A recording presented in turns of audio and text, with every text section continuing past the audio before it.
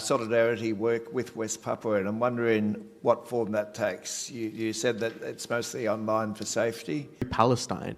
The struggle against militarism, against the ramp up of imperialism happening right now globally, is extremely tied to the struggles happening in Indonesia and West Papua. We need to actually demilitarize Australia, demilitarize Indonesia.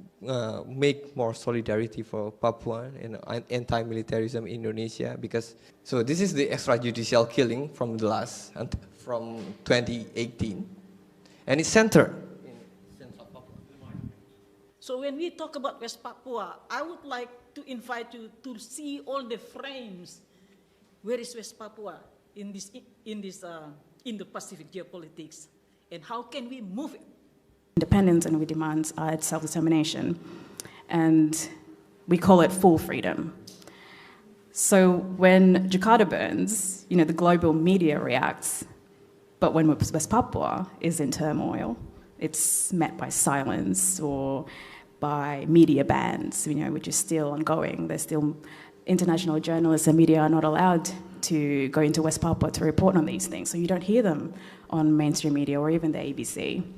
What is it like to show solidarity for the West Papuan movement, especially since we are so nearby West Papua?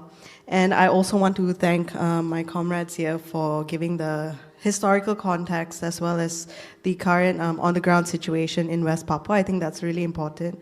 Thousands of additional troops to West Papua, mainly to police the new ecocidal mega plantations.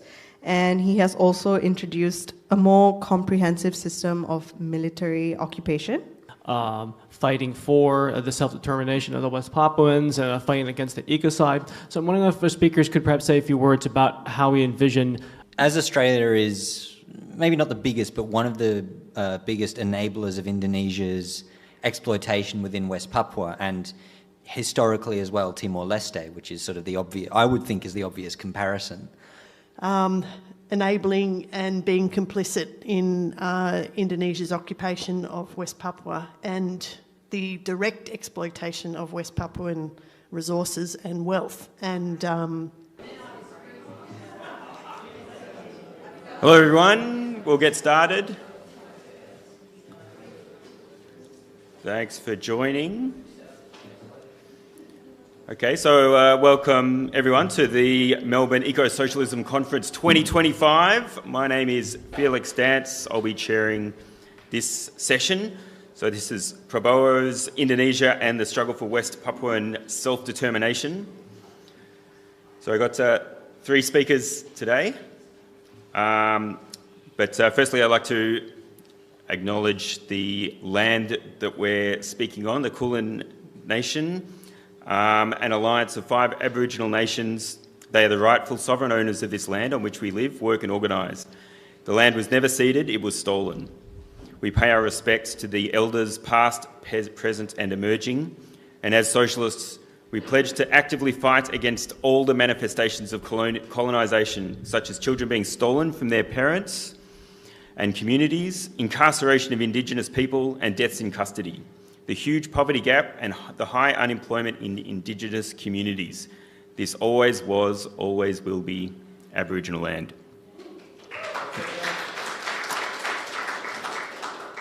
So in case anyone's new to the conference and this is your first session, which I suspect isn't the case for most of you here, but toilets are located on both the 4th and the ground floor of Ballan Place.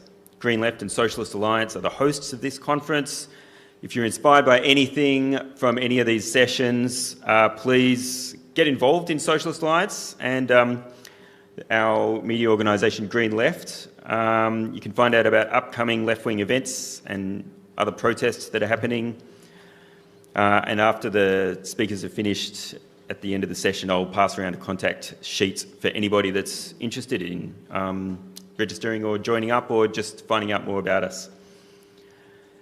So for this session, we're talking about the importance of freedom for West Papua and Indonesia's role in maintaining the occupation. So in a few seconds, I'll introduce the 3 speakers. So we have Cindy Makabori, a West Papuan activist based in Melbourne.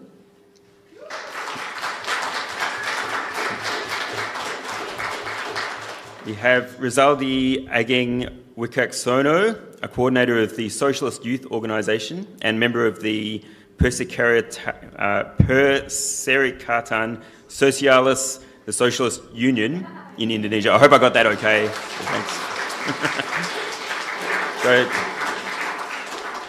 his research is focused on the issue of criminalisation on the pro-democracy activists in Indonesia, including the military's growing role in Papua through non-military operations, and will be helped out with some of the translations. So, thank you.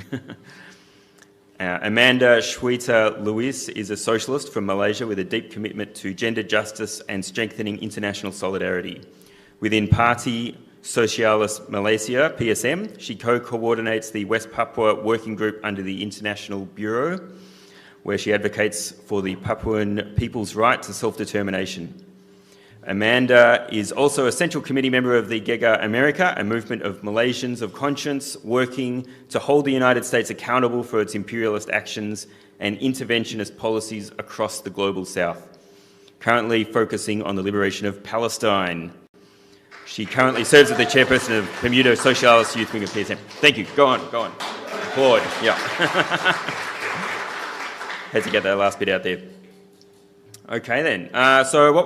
This is typical of the sessions that we're holding, but we'll get each of the speakers to make a 15 to 20 minute contribution. I'll hold up little signs counting down for 15 minutes, I think, just 5 minutes to go, etc. But I can give you an extension if you need. And then after the speakers are finished, we'll take questions in rounds of 3. I'll just get a show of hands, collect 3 questions, and then we'll direct them to the speakers. And we'll keep on going until the end of the session. We'll have a 10-minute wrap-up at the end for the speakers to make some final comments. And we should be finished at about 1:10 is the aim. So, yeah, we're running slightly behind here. Sorry about that. Maybe 1:15 we're looking at the moment. Finishing that, I think that Cindy, would you like to go first? Great.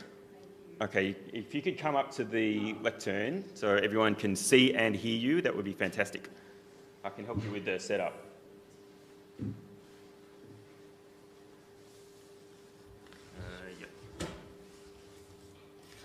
Thank you. Hi everyone, Tabea Mufa.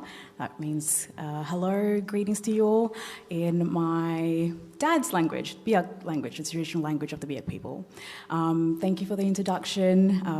Honoured to be here today with Aldi and Amanda. I'm excited for this yarn.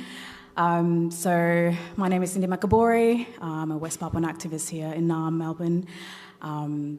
But first and foremost, I would also like to acknowledge that we are all gathered here on the traditional custodians of the land of the Wurundjeri people of the Kulin Nations, and pay my respects to the elders past and present, and also acknowledge, I would like to extend that to any First Nations people who are here with us today.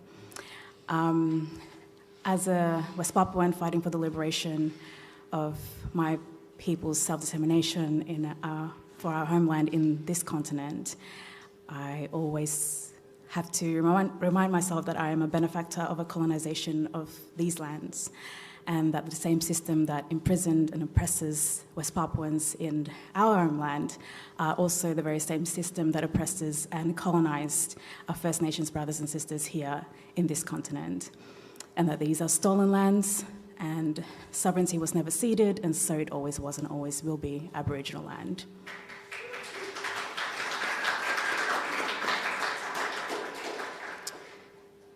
So, yes, sovereignty was never ceded in West Papua, and sovereignty was never ceded here as well.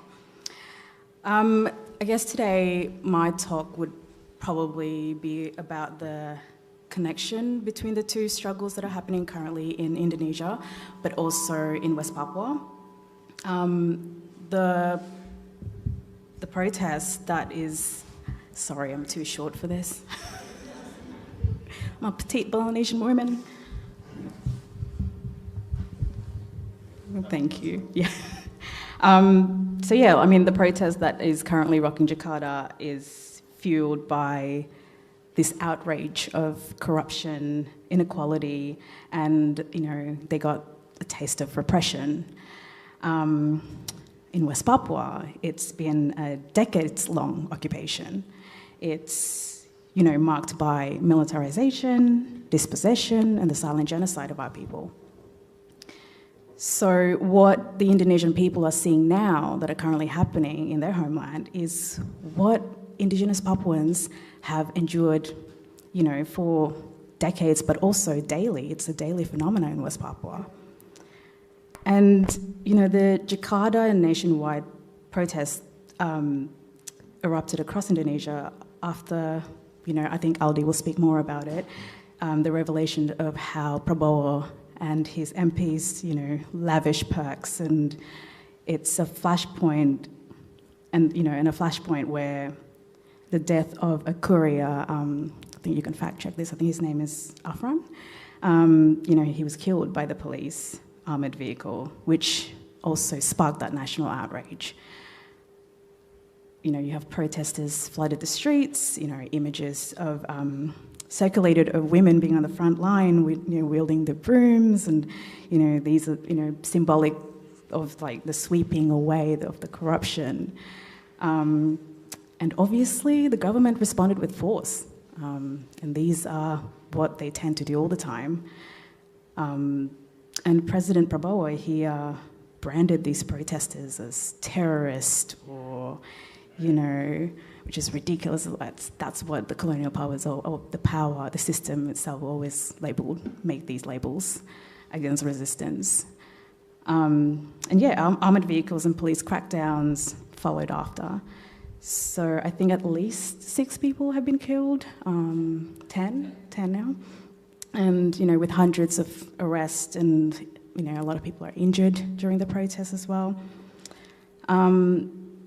This is probably something new for Indonesians, but for Papuans, it's an ordinary thing. It happens all over West Papua.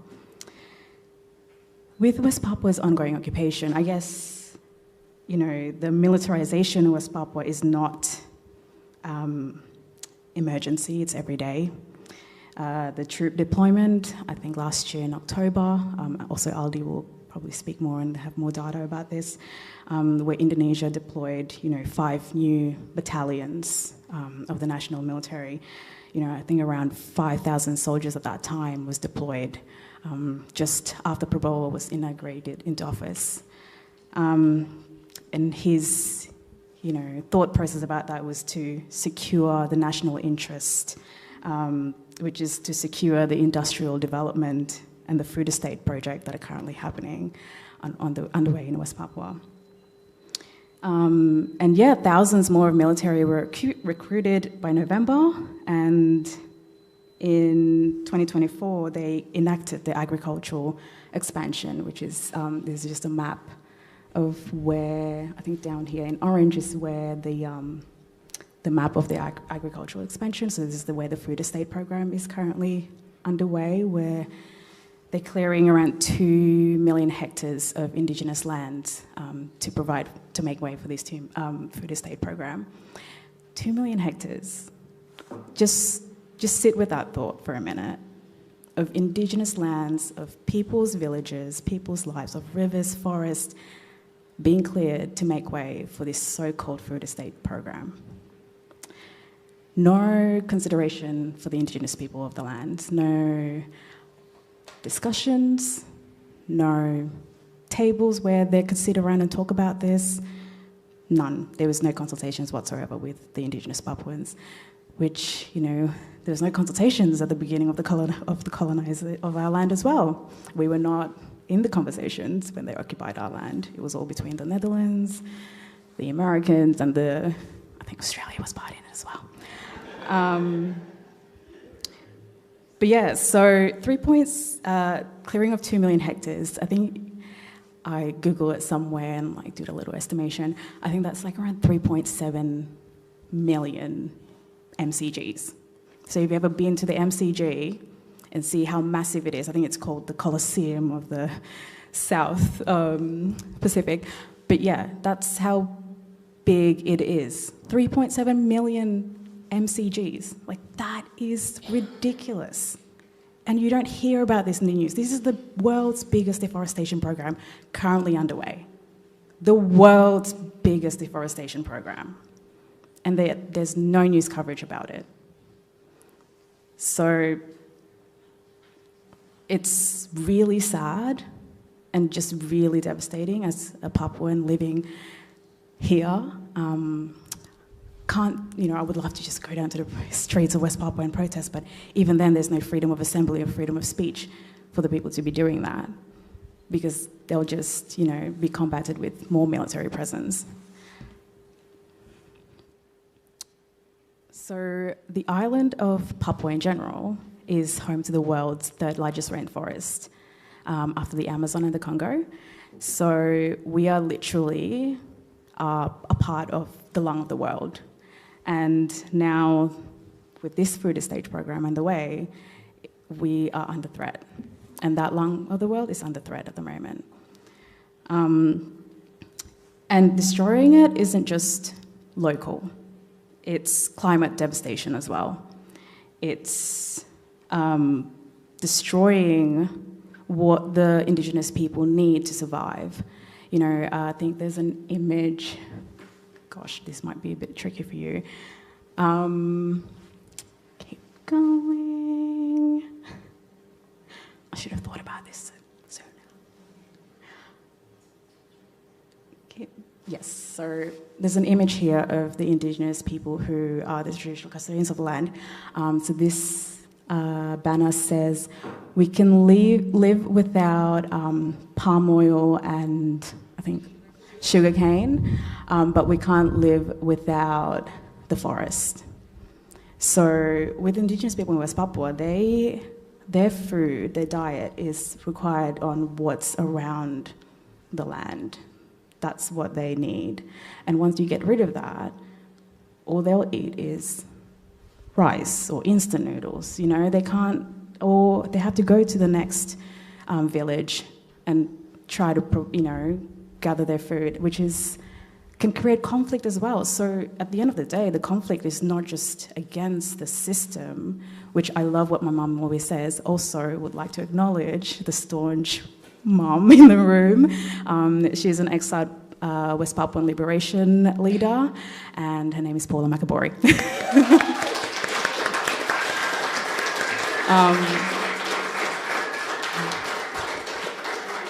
She's being a mamarazzi today.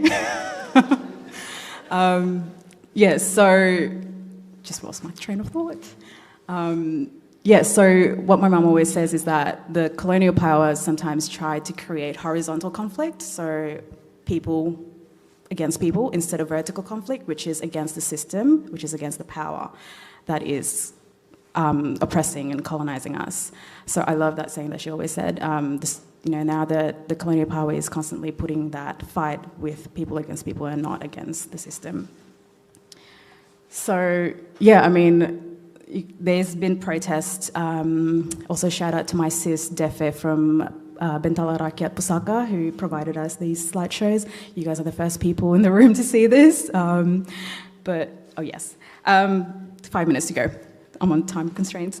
So Jakarta demands reform, but with us as Papuans, we demand decolonization. That's the first and foremost important thing, is we demand our decolonization, we demand our independence, and we demand our self-determination. And we call it full freedom. So when Jakarta burns, the global media reacts, but when West Papua is in turmoil, it's met by silence or by media bans, which is still ongoing. There's still international journalists and media are not allowed to go into West Papua to report on these things, so you don't hear them on mainstream media or even the ABC.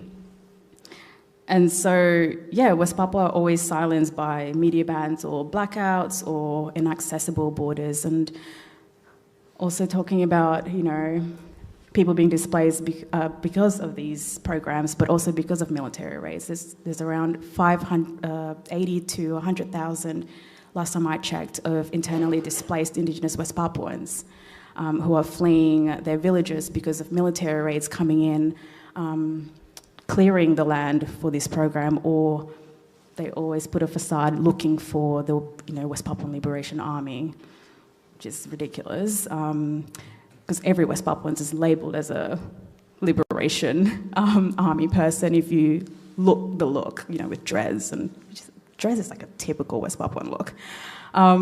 But yeah, so you've got around 80 to 100,000 internally displaced West Papuans currently. A lot of them are seeking refuge. They'll be walking miles and miles by foot, especially in the highlands of West Papua.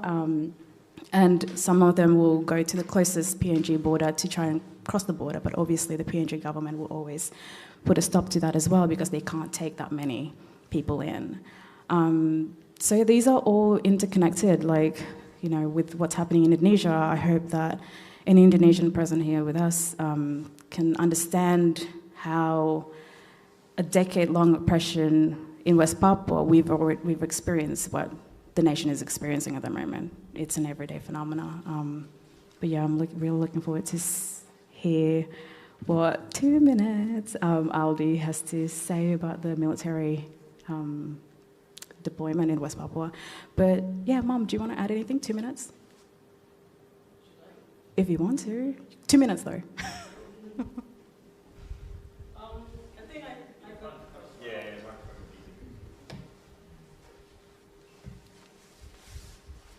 I just want to add about, thank you for giving me this chance, to add about the struggle itself.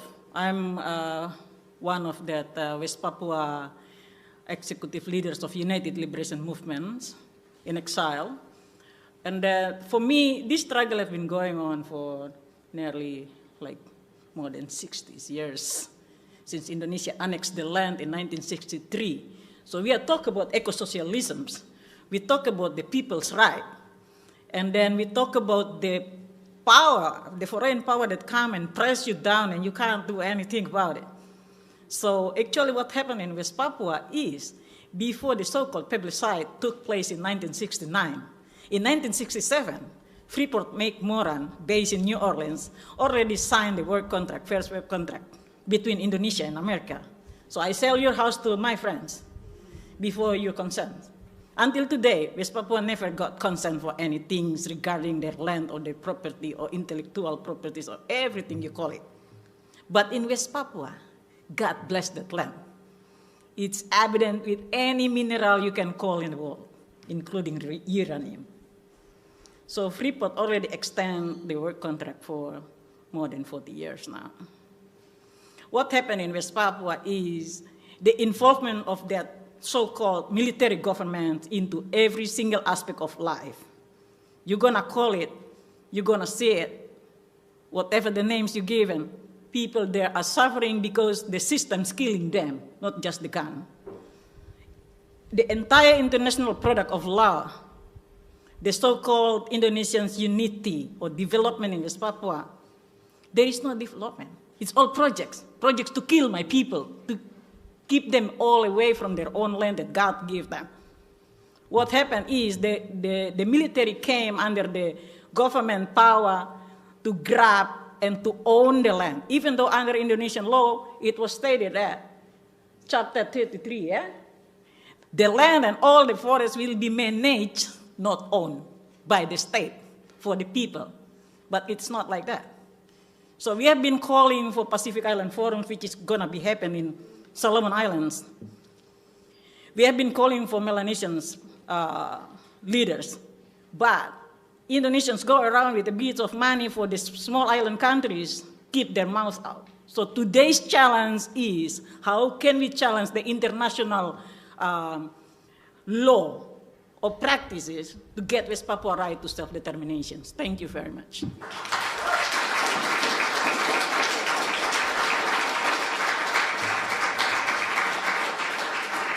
Thank you for that. Could I just get you to introduce yourself quickly? Sorry, I didn't do that at the start. What's your name? I'm Paul Mataboli and executive leader of United Liberation Movement. Thank you. Okay, then our next speaker is Rizaldi Ageng Wikaksono, and you're a translator here as well. Yeah. What was your name? Sorry. Alma. Great to meet you.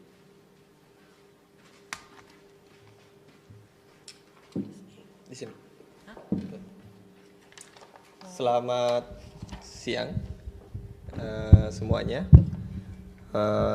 Terima kasih sudah menyempatkan datang ke diskusi mengenai Papua dan perkembangan terkini di Indonesia di masa Prabowo Subianto.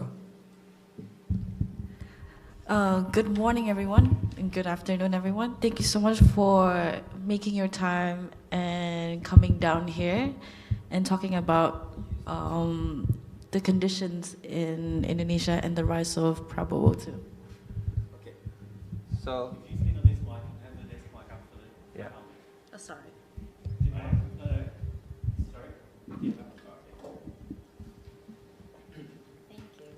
Oke.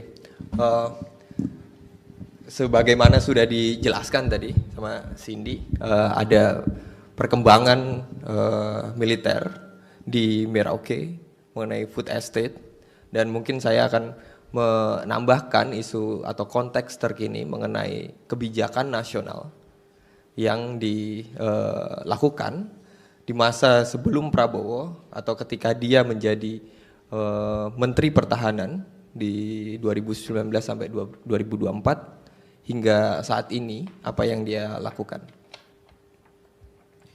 So, just like what Cindy says, we're going to talk about the rise of militarism, especially the food estate, and the country's response as a national before Prabowo became the president and the defense military, the minister of the ministry.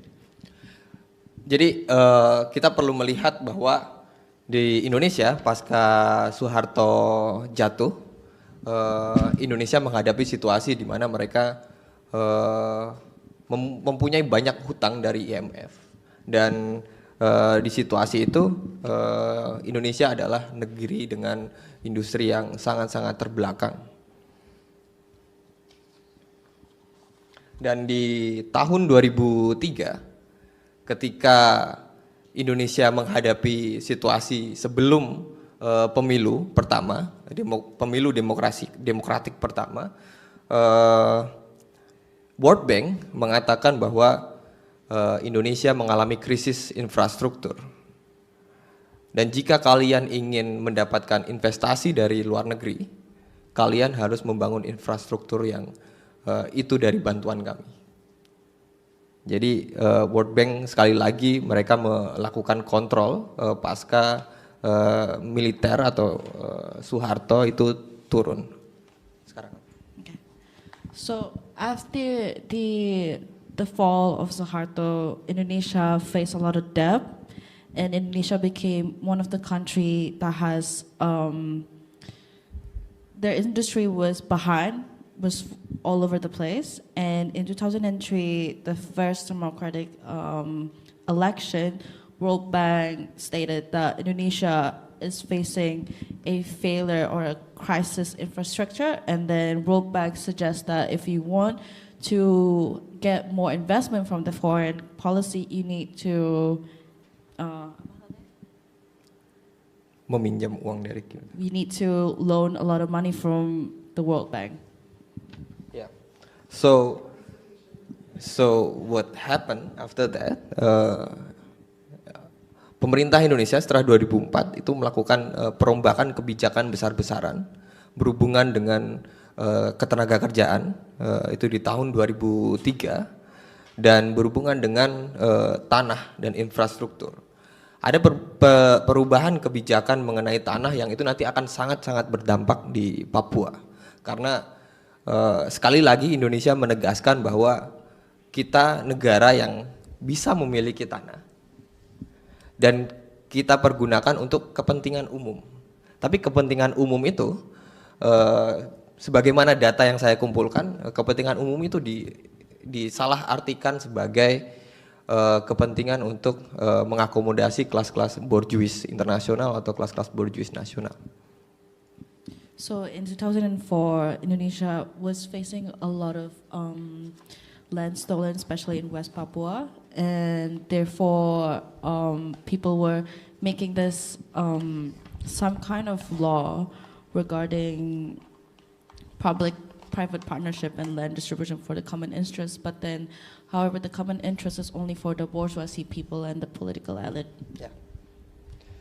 Jadi semenjak itu konflik agraria meningkat sangat signifikan. There is a 660 conflict during 2020 until 2023, and a lot of people got criminalized on that conflict, including the masyarakat adat, including the indigenous people in Indonesia.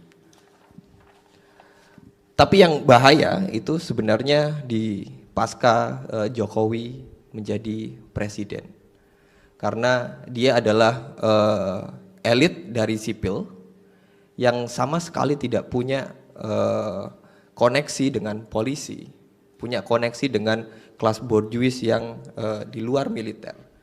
Jadi ketika dia menjadi seorang bupati, wali kota di Solo, satu-satunya orang yang mendukung dia adalah mantan jenderal di militer, yaitu Luhut Binsar Panjaitan. Dan dia didukung untuk maju menjadi gubernur di Jakarta itu atas dukungan militer. Jadi secara praktis Jokowi sudah menarik kembali militer untuk terlibat aktif dalam politik di tahun 2014. Dan seperti yang ada di gambar, seperti ada yang ada di gambar, ada keterlibatan militer pasca Soeharto turun itu setidaknya dari 2009, yaitu Megawati yang mengajak Prabowo untuk menjadi calon wakil presidennya. Kemudian ada mantan jenderal berdarah yang berbicara dengan Jokowi dan mendukung Jokowi, itu Riamizard Yakudu. Kemudian ada juga Wiranto, orang otak penculikan di tahun 98. Kemudian ada Hendro Priyono. Dan di tahun 2019 mereka benar-benar kuat mendukung Jokowi. Dan di tahun 2019 itu pula Prabowo menjadi Ministry of Defense. So, what was the kind of the catalyst of the events is when Jokowi became the president in Indonesia during the 2014-2019. Although he was not part of any bourgeoisie party, he was a civilian politic who has no connection to any militarism or any who has any connection there. But then one of the ex-general during the Wiranto, who was perpetrating the human rights violator in '98, and he was supporting Jokowi in all of his elections, and he was also promoted, and because of that, he became promoted to become the governor in Jakarta. Next. Dan di tahun 2019 Prabowo menjadi menteri, dipilih menjadi menteri. And in 2019, Jokowi Prabowo became the Minister of Defense, which is a terrible decision. Jadi ada banyak kebijakan dari Prabowo selama dia menjadi menteri, termasuk meningkatkan alokasi pendanaan militer dan perbelanjaan tentara. Itu dilakukan semenjak dia menjadi menteri. So Prabowo, when he became the Ministry of Defense, he allocated a lot of funding into the military, and he does a lot of shopping, basically, for the militarism to buy weapons and stuff. Okay, next. Semenjak reformasi, militer masih bermain di sektor bisnis, terutama di mining, kemudian palm oil plantation, dan terakhir tadi seperti yang disebutkan oleh Cindy, itu sugarcane. Jadi mereka masih bermain di situ dan juga itu menjadi off budget mekanisme mereka untuk tetap beroperasi dan bisa melakukan operasi-operasi politik di daerah. Ever since the Reformation, military is still occupying West Papua and sugarcane. Nationally, occupying national. Occupying national, so they still, sugarcane became one of the budget resource. It became the budget resource of the political. And also, they increasing their military deployment in Papua next. Because there are a lot of concession on natural resources in Papua. So if you want to see the maps, there is a yellow, green maps. This is a natural resources of sugarcane, mining, and palm oil plantations. And you can see the red block here. Here the military deployment. So it close to the concession.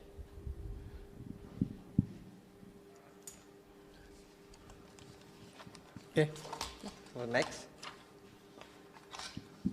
So this is the data related to the BKO. BKO is battalion from outside Papua were sent to Papua in 2024 until 2025. They sent more than 13,000 of troops to Papua, and it's concentrated in the center of Papua. So more military concentrated on the center of Papua. Next. This is the data related to internal displaced person, and it's centered in a central Papua. Nduga, Puncak, Intan Jaya, Mimika, and they are going to the forest, to the mountain, and there is no food. And the last month, they start to using the plane to bombing them. Okay, next. So this is the extrajudicial killing from 2018, and it's centered in central Papua, as you can see, and it increased during the Jokowi's presidency. Increased during the Prabowo Ministry of Defense. So that's all the data, I think. Apa yang kita lakukan di Indonesia, gerakan aktivis di Indonesia, karena orang-orang Indonesia itu masih sangat terilusi oleh militer baik. Militer menjadi penolong rakyat, dan institusi militer masih menjadi institusi yang paling terpercaya dalam survei di Indonesia. Ayo. So in Indonesia, the movement in Indonesia, there's still some illusion that military, where they believe that militarism is supporting the people and for the people, and in the survey they believe that the militarism is actually part of the people too, and they're still being entrusted by most of the civilian in Indonesia. Jadi ketika kita berbicara mengenai gerakan anti militerisme dan gerakan pembebasan rakyat Papua, itu sebenarnya sangat-sangat terkait, dan kita bisa melihat bahwa di Papua banyak sekali orang dibunuh, tapi di Jakarta, di pulau-pulau lain tidak ada. Jadi ketika kita mau berbicara mengenai gerakan anti militerisme di Indonesia, Papua adalah gerakan yang harus juga dimenangkan di Indonesia, sehingga kita akan kembali seperti tahun 98 ketika perjuangan demokratik di Indonesia itu juga bersatu dengan perjuangan pembebasan rakyat Timor Leste. So when we talk about the anti-militarism movement in Indonesia, when we compare it to the people in Jakarta and West Papua or other islands in Indonesia, most of the killings or the murders are happening in West Papua, whereas others have probably less numbers. And when we're talking about that, West Papua, West Papua is, when we talk about anti-militarism specifically, West Papua, we need to understand that West Papua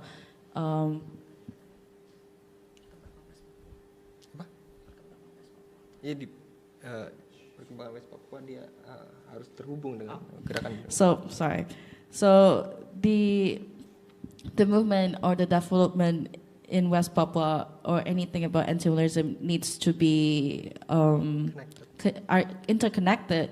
So the issues in Jakarta and West Papua are always interconnected regarding where it is. And when we talk about anti-militarism, the main thing that people need to talk about is West Papua. Yeah. That's all. That's all. Yeah. Sorry.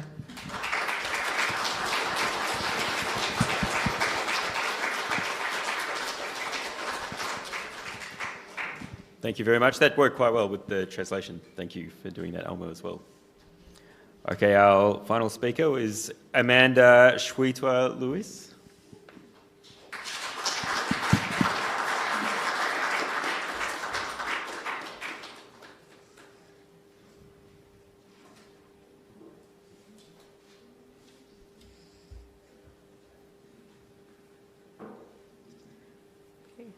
All right, good afternoon, everyone. I'm Amanda. I am from the Socialist Party of Malaysia, PSM, Parti Socialist Malaysia.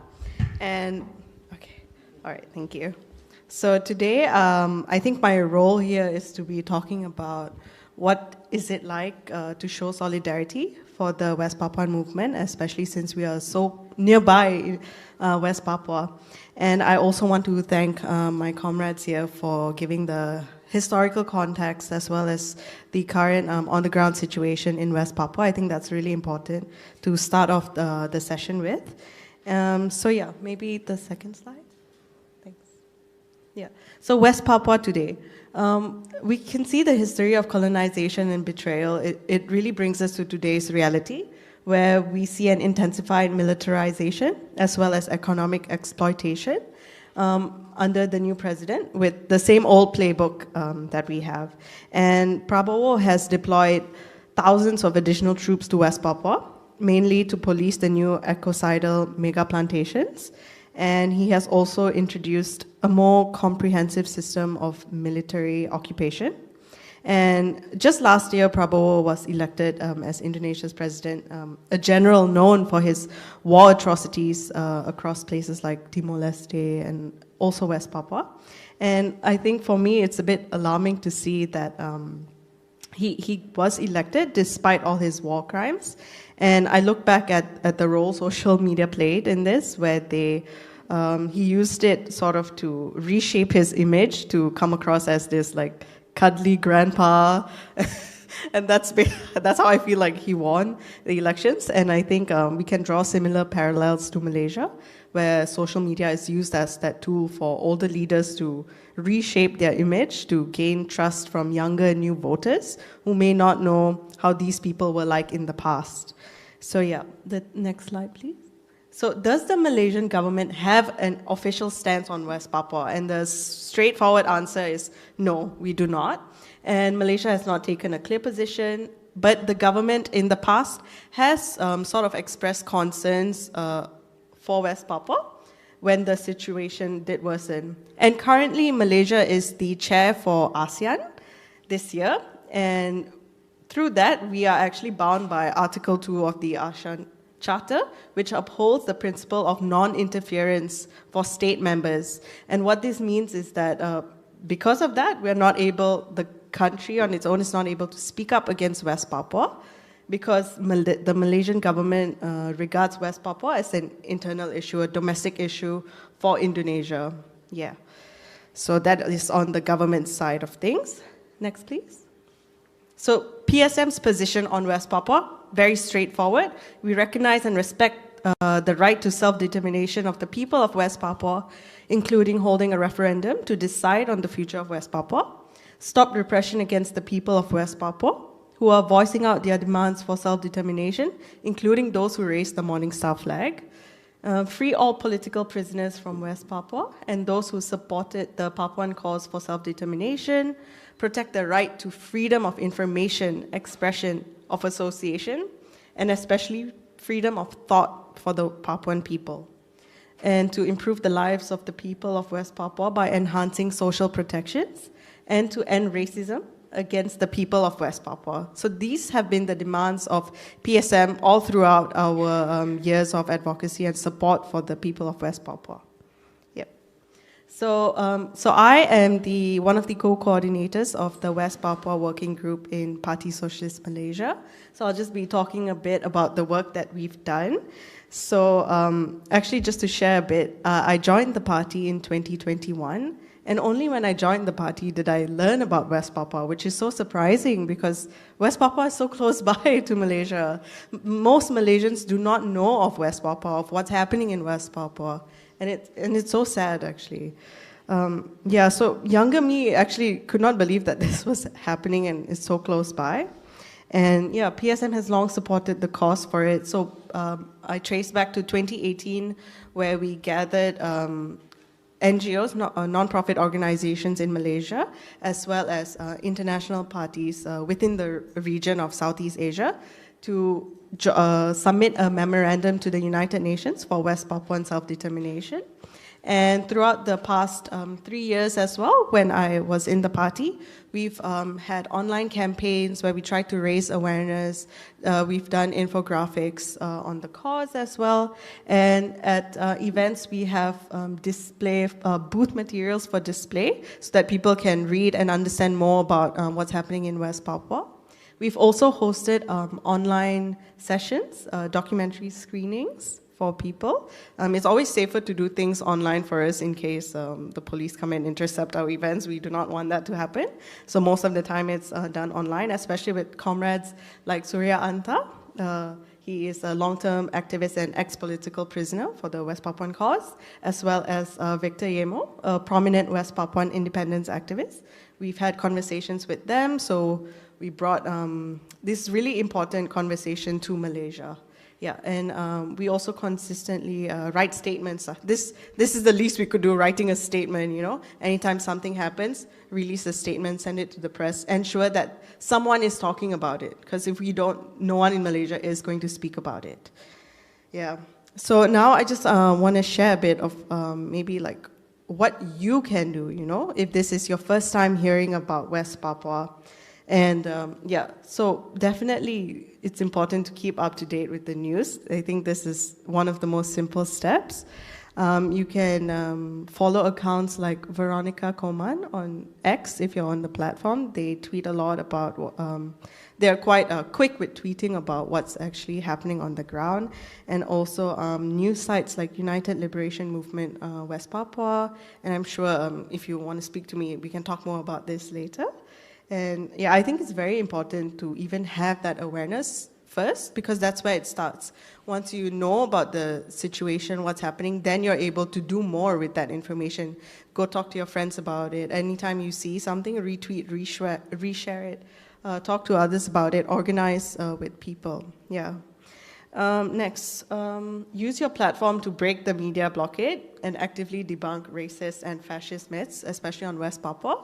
So every time I tweet about West Papua, I get like 10 citros or bots very quickly responding and saying, oh, what you're saying is not true, the Papuans are happy, focus on your own country.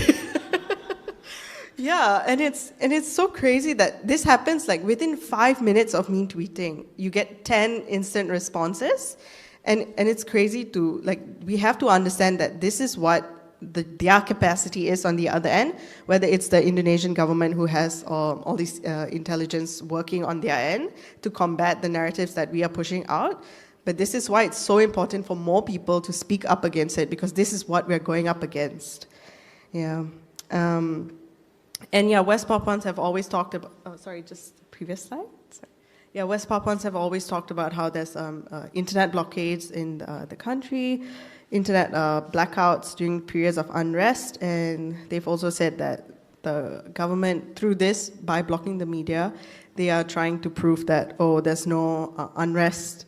They're trying to build a narrative that West Papua is fine and there's no conflict, which is absolute nonsense. So yeah. The third one, what you can do is get organized if you feel comfortable to do so. You can start small by linking companies that are currently exploiting the land in West Papua.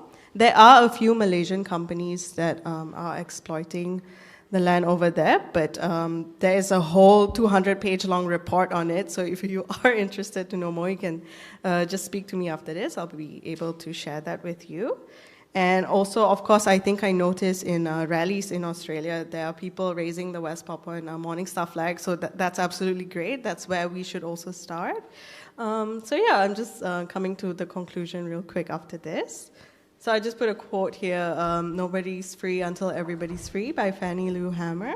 I think this is a really important reminder because with what we've learned today, it's we really need to speak up because silence, being silent, it will only benefit those who continue to exploit and oppress us. And our responsibility here today is to break that silence. So what I want us to take away from this is we must continue to speak out against the injustices that we are seeing every day and get organized. Sign up with Socialist Alliance. Okay. Yeah, that's all. Thank you.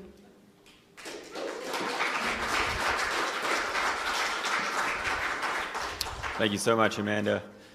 And thanks to all our speakers. Again, that was Cindy Makabori, Rizaldi Agang Wekaksono, and Amanda Shweta Lewis.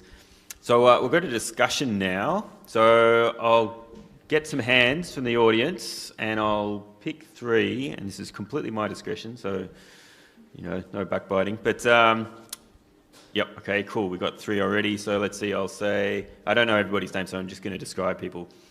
The woman in the second row.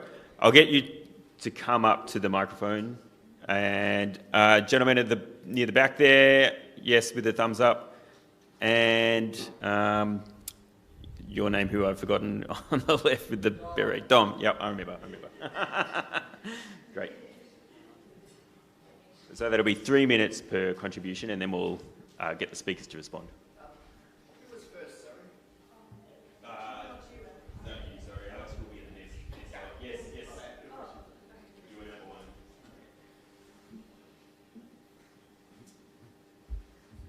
Okay, so I have to admit that I'm really ignorant on these issues. So I have to really thank having such a wonderful panel of teachers who I've learnt so much from today. So I really appreciated our Malaysian comrade for talking about the solidarity movement for West Papua in Malaysia. And I was wanting to ask about the state of the West Papuan solidarity movement in Indonesia, especially how it's affected by police repression there. Because, as we know as socialists, when the working class is organised and mobilised, there's just no greater force on the planet.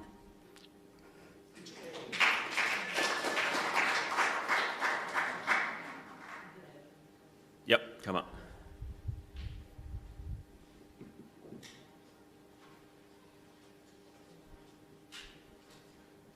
Hey, thank you so much for coming to speak with us today from everybody. I'll keep my comments brief. I guess I was just, because today we focused a lot on fighting for the self-determination of the West Papuans and fighting against the ecocide. So I'm wondering if the speakers could perhaps say a few words about how we envision the reconstruction happening, how we might be able to, what kind of forces we can mobilize to rebuild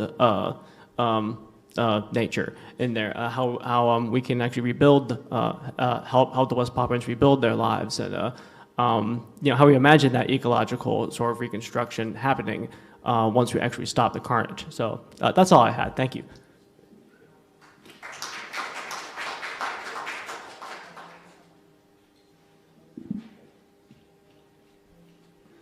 Thank you, comrades, for those wonderful contributions. This is mostly for, I think, Cindy and the Indonesian comrades. As Australia is maybe not the biggest, but one of the biggest enablers of Indonesia's exploitation within West Papua, and historically as well Timor-Leste, which is sort of the obvious, I would think is the obvious comparison to the present state of the West Papuan struggle.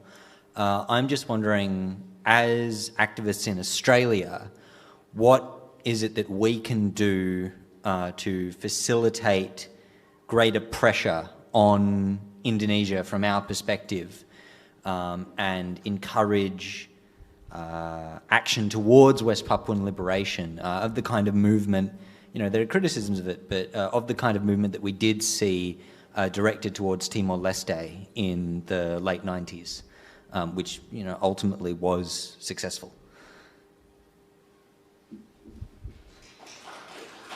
Thanks, Tom.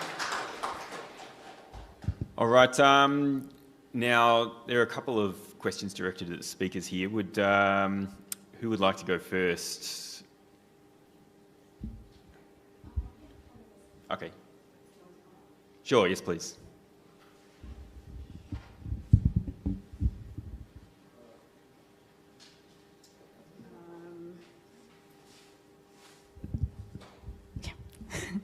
So I think the first question was just a general question to everyone, or was it specifically to... Answer how you like. Okay.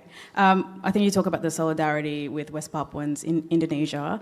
From what I know is that there are a group of Indonesians that are in solidarity with West Papuans' self-determination for independence. They're called the FRI, so the Front Rakyat Indonesia untuk Papua, so the People's Front for West Papua.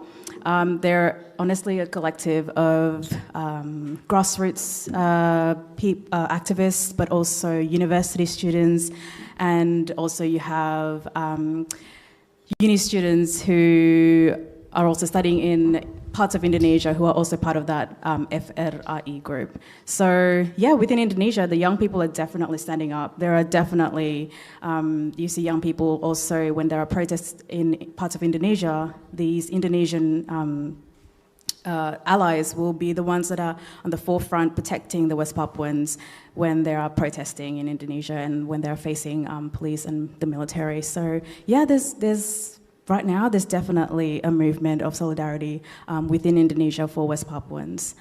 I hope that answers the question, yeah. I think the second question is about the reconstruction to rebuild the nature or to rebuild lives in West Papua. Is that? Yes. So that's the thing. We can't have that reconstruction without having our independence or have our self-determination because they're all interconnected. There's overlays, you know, we can live in peace, but there's no independence, there's no self-autonomy. You can be in peace on the land, but you can't have freedom. There's no freedom. So there's a difference between having peace and freedom, but also that reconstruction, we need to have liberation. We need to have our sovereignty back. We need to have our autonomy back. And in order to have that reconstruction, that's what we need, is for liberation, first and foremost. And I think the third question is Australia's role in enabling the exploitation in West Papua, and also as activists in Australia, what we can do to facilitate greater pressure to Indonesia. So in order for us to also gain our independence like Timor-Leste, I think Australia plays a major important role. I mean, currently Australia is directly complicit. Australia is training and arming the Indonesian soldiers. The training camp for Indonesian soldiers is currently located in Perth. Just recently, I think last year or the year before, where they have the TNI soldiers, which is the Tentara Nasional Indonesia, or the Indonesian National Military. They have these training facilities in Perth specifically for them to educate about militarization, to educate about these weapons that they can use, but also to fund them as well, which is absolutely ridiculous. Like, it's directly complicit, and you don't hear about these. So honestly, shout out to the guys at Disorot who's doing an amazing job, collecting these data and evidence as well about the training and the arming of weapons. And also shout out to the guys who went down to the weapons manufacturers. Very staunch. And yeah, I mean, directly complicit with the arming and training these killers, really, to go back and kill my people. So yeah, in order for Australians, like ordinary Australians, to really act on this is write to your government. I cannot express how important it is to write to your local ministers and just voice your concerns. We do have templates, but yeah, thank you. But yeah, honestly, write to your local MPs. Come and have a chat with me if you want, and we could probably just sort something out here and make some ruckus. No, I'm kidding. But yeah, yeah, thank you.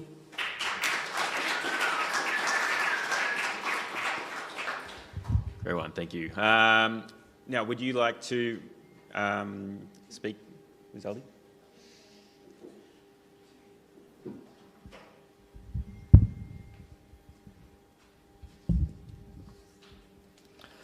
So I'm going to answer about the police repression today because for the last 5 years, the police of Indonesia getting more budget from the Ministry of Budget, and also they gain more training from the Australian police. They have a good relationship with Australian police. So yeah, that's what happened.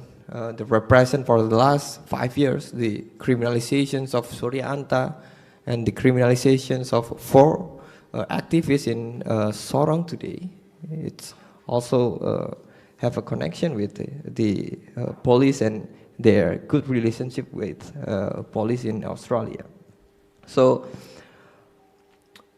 the situations about Indonesian solidarity for West Papua, it's increased today because there is a lot of exploitation that being covered by media, being covered by Bentala Rakyat Garuda, the NGO of environment. So there is increase of the news, the data about the stolen land, about the land grabbing in Papua, 2 million hectares, and they got angry. There's a lot of youth people, the young people in Indonesia try to focus on what happened in Merauke today. So it's a good move, and what we do in Indonesia, try to organize them to the free-WP, because we are also the part of free-WP, and also try to organize them to join the revolutionary organization. Also, yeah, what the Australian can do, besides of the police connection with the Indonesian police connection with the Australian police, in Merauke, there is a big company, agriculture, big company from Australia who investing money on it. So you can campaigning about that. Okay, so yeah.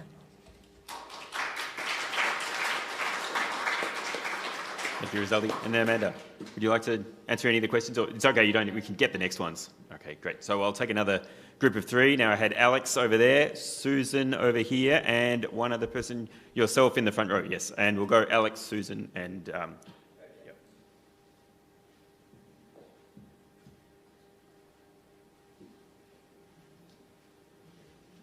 Yeah, firstly, I'd like to thank you very much for coming all the way down here to Melbourne in winter especially, or almost winter. Really appreciate it.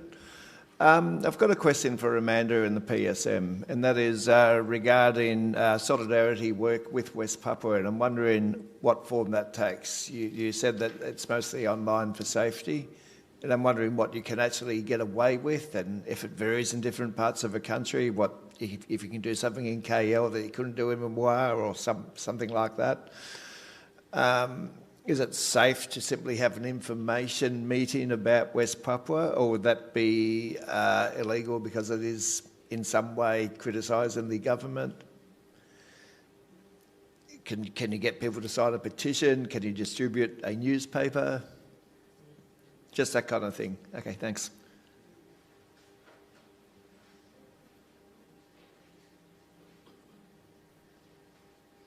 Yeah, thanks to our panel for your amazing presentations. I think I was glad Dom raised a question about Australia's role, because I really feel like that's an important thing to inject into this, because we're sitting here basically enabling and being complicit in Indonesia's occupation of West Papua and the direct exploitation of West Papuan resources and wealth. And we can't, you know, we have to take action here against our own government and its role.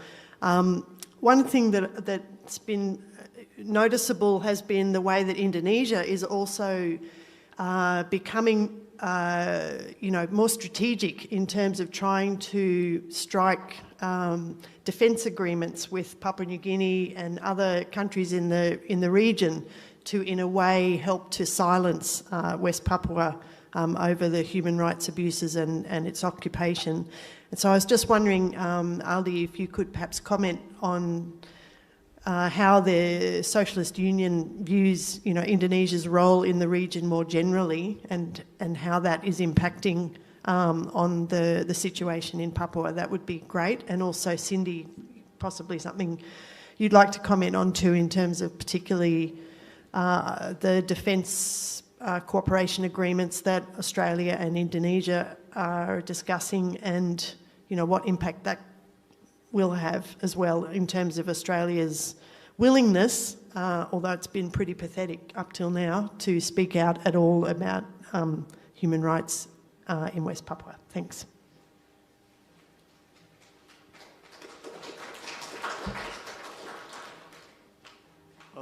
Firstly, I kind of wanted to start by thanking the panel for actually coming here. I think one of the things we've seen, I think, as someone who is born and raised in Indonesia, like the solidarity between West Papua and Indonesia is actually important for the liberation of all within the region, actually. Like the struggle for West Papua and the struggle for Indonesia are inseparable.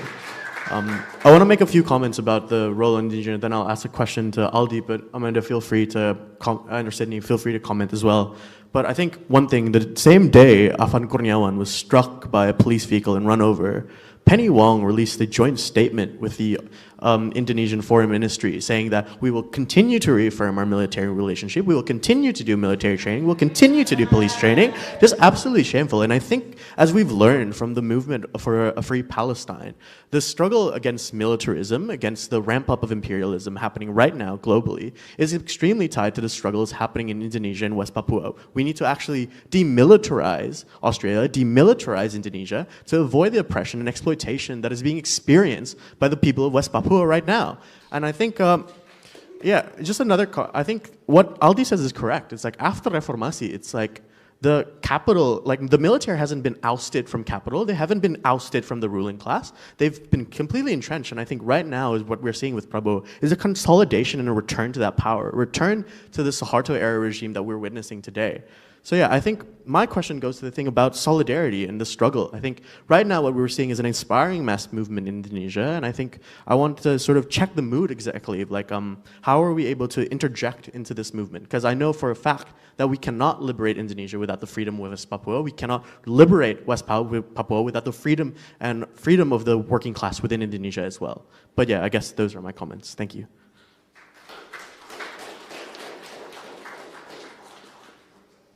Okay, and I'll get the speakers once again to respond to the questions and comments, and might as well start with you, Cindy, unless you want to pass it on to someone else, that's all good. Okay.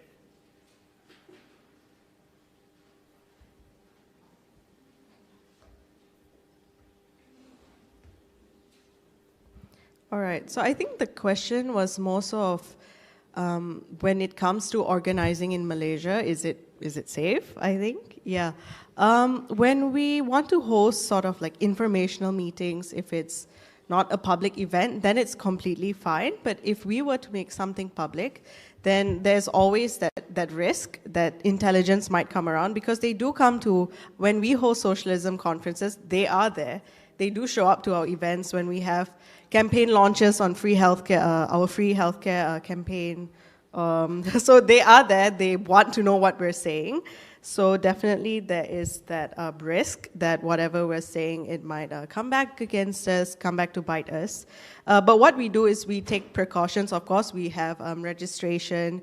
We make sure we're able to identify them.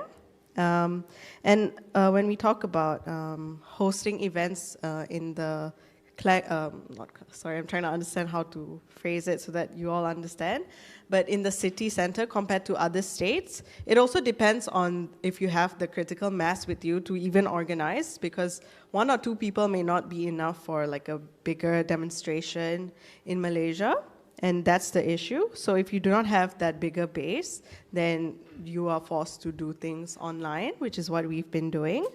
Like, for example, I mentioned that there are some companies in Malaysia linked to the exploitation in West Papua, and these companies are mainly situated in Sarawak, so this is in the east of Malaysia. So it's quite far, and the PSM, we do not have sort of a big base over there, so it would be hard for them to organize. But if we do organize anything over here, the only thing that would happen is we might get banned from entering Sarawak. So these are some of the risks that are attached to sort of organizing on a bigger scale, and more public. Yeah, hope that answered your question. Thank you.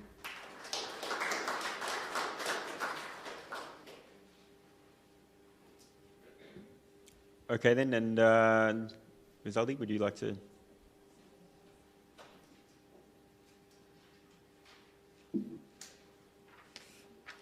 Okay, I'm gonna try to answer the questions about the Indonesian connections with Papua New Guinea and other countries. The problem is the policies of Indonesia related to the military operations in Papua. They never declare of war. They just declare there is a TAC in Papua. There is a terrorist in Papua. So we have to send the military. So there is no option for international organizations such as UN to go to Papua to see what happened in Papua. And Indonesian government can convince the UN that there is no independent movement in Papua. They always can convince it. So the international solidarity pressure, I think it's really important in country like Australia, like America, like imperialist country, because they got the special treatment in Papua. They have a company, big company. The UK have a British Petroleum. The America have a Freeport. Another company, sugarcane company, the agriculture company from Australia just got the land in Australia. So there is no hope from the elite of international elite. So the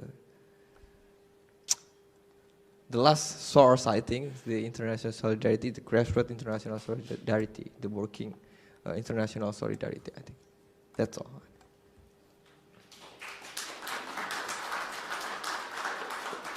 And Cindy, 1 minute.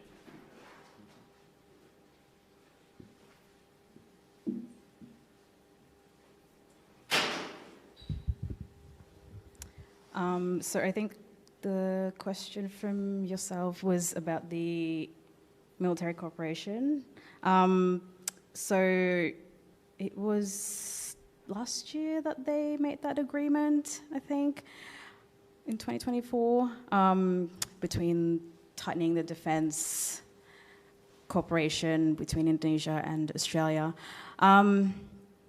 Yeah, I mean, it's really bizarre to have like what's going on and then to keep tightening these, military corporations within these two countries. I think it's just obviously to just maintain that power of imperialism as well, and just really maintain the colonial presence both in West Papua, but also, you know, I mean, obviously here in so-called Australia with the movements on sacred countries. So yeah, I think with these tightening of military ties, it's just to show these imperialist powers that they are still in control and are still able to take over, you know, indigenous lands without having any consultations with indigenous people. And also, I think the other question was about the West Papua silence in the region. I think the best person to answer this question would be my mum, because she's been lobbying throughout the Pacific, you know, specifically with Pacific nation countries. So if you want to come up and just maybe tell us, or just stay there if you have got up to you.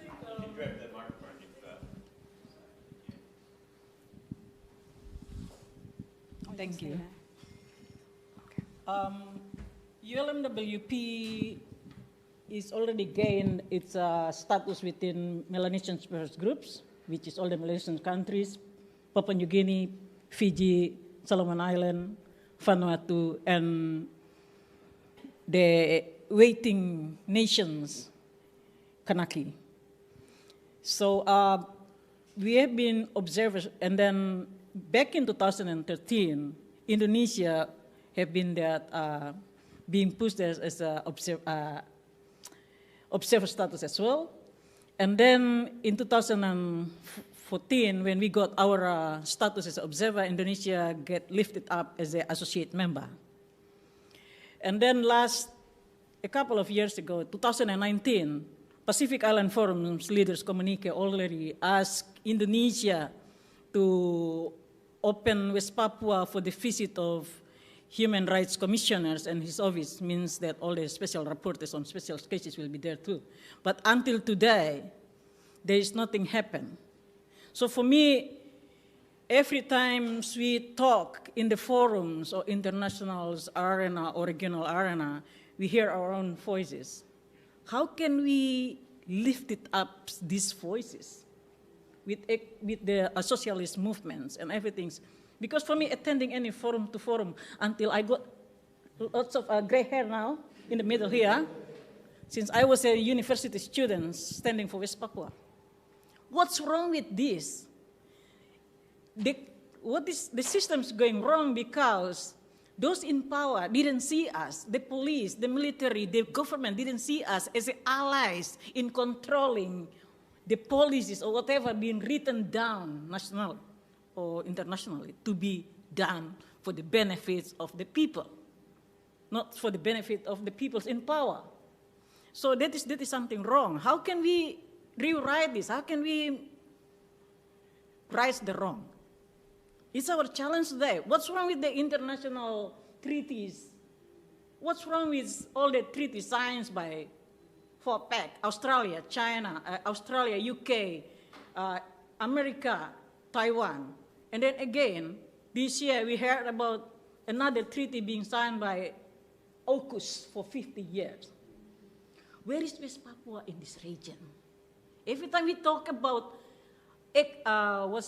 Indo-Pacific geopolitics, I say, where is Papua in this? Are we just becoming the gate between the Pacific and the Asia, and nothing want to do with us? Is my skin color, my curly hair is wrong to get me rights for self-determination, to have my own nations? I'm telling you, what happened with that UN permanent Security Council permanent member? Who invests in West Papua? Who invests in natural gases? China. Who invests in natural oil? UK. Who invests in gold, copper, nickel, uraniums? US. Who gonna build satellite clones in West Papua? Russia. So when we talk about West Papua, I would like to invite you to see all the frames. Where is West Papua in this Indo-Pacific geopolitics? And how can we move it? How can we put it there so all eyes will be on West Papua, not on the paper, not on the social media? But there must be the real actions to free my people who have been suffering for so long time. We are not far away in the Middle East. We are at the back of Australian gate. Why we are so blind about this? Why only one West Papuan flags during the Palestinians rally? Why you are so blind with me and my people, with our rights? I want to challenge you. West Papua is the homework of United Nations. It's unfinished job. I need you to stand up together with me and my people to free my country. Thank you.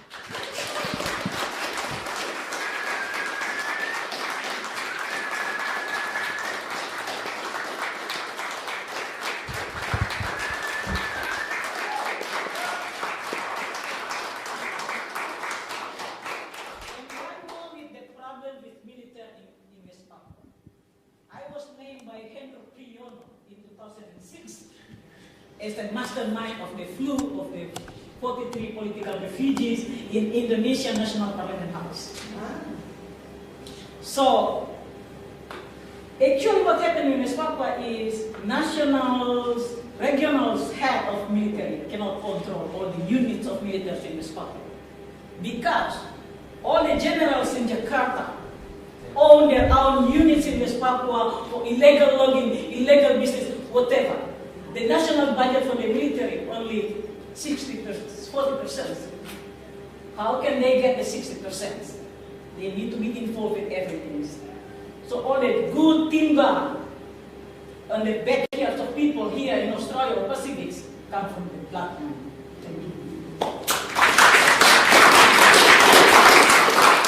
Thank you for that.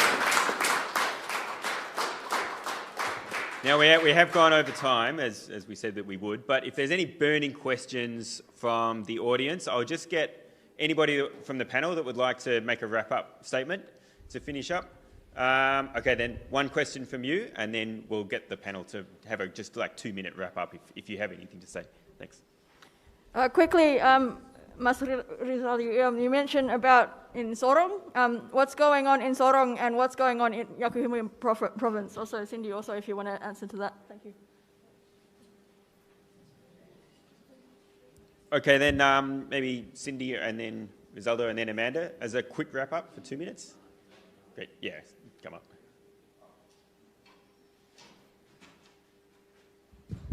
What happened in Sorong is there are 4 political prisoners who trying to transfer to Makassar, the another island. So there is a solidarity from the people there, and the military and the police responded with just shooting them and criminalize them. So there is, I think 10 until 15 people got arrested, including Mama Mandabayan. She is also the political activist who already been criminalized before, and it's spreading. The movement, the solidarity is spreading across the Papua, and we tried it in Indonesia. We tried to connect it to the movement in Indonesia to make it connected with the anti-militarism movement. So, for the final conclusion, maybe I just want to people in Australia to make more solidarity for Papua and anti-militarism in Indonesia, because the militarism, the militarizations in Indonesia today is the manifestations of what happened in Papua for decades. And it happened to Indonesian people too today. So give your solidarity for us. Thank you.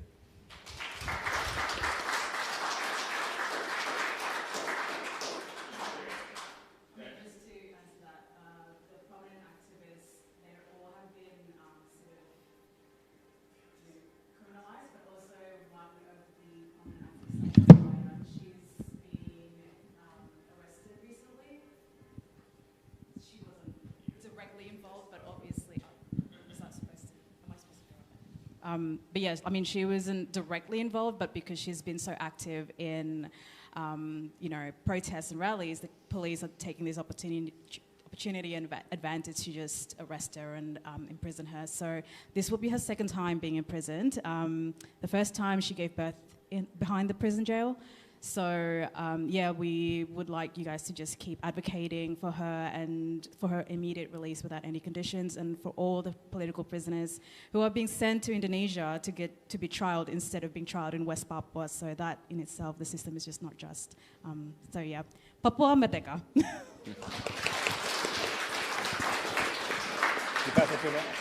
You know what? Okay then. Great.